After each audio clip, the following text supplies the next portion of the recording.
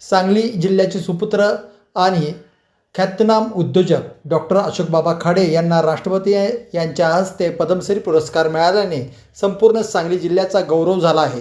या ऐतिहासिक क्षणाचा आणि आबांच्या कर्तृत्वाचा यथोचित सत्कार केंद्रीय सामाजिक न्यायमंत्री रामदास आठवले आणि पालकमंत्री चंद्रकांतदादा पाटील यांच्या हस्ते करण्यात आला.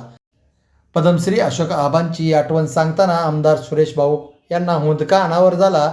माझ्या पोटावरील भुकेची आग भागवण्यासाठी आबा स्वतःच्या ताटातील चपाती मला द्यायची असे सांगताना आमदार सुरेशभाऊ खाडे यांच्या डोळ्यातून अश्रूंच्या धारा लागल्या. आमदार सुरेशभाऊ खाडे यांच्या डोळ्यातील अश्रू बघून सर्वच उपस्थित लोक गहिरवले.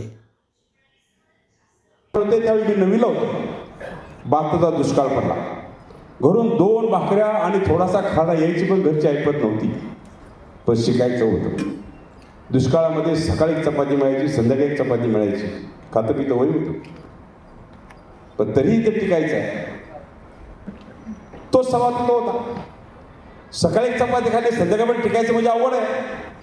चपाती मिळत नव्हती. त्यांना काही दिवसांनी काही कंप्लेंट केली आबांच्याकडे. आबा सुरेश असा करतोय, असा करतोय, असा करतोय.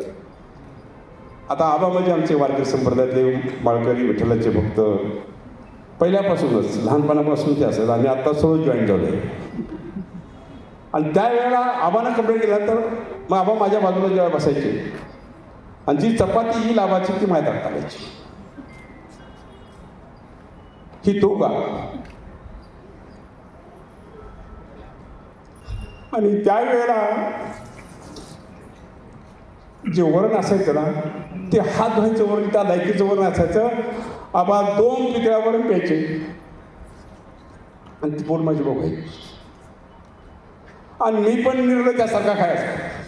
काय त्यावेळी काय आपल्याला काय वाटत नव्हतं. म्हणजे हे आमदारकी करत असताना असं सगळ्या फॅमिलीनं एक सॅक्रिफाईस केलेलं आहे.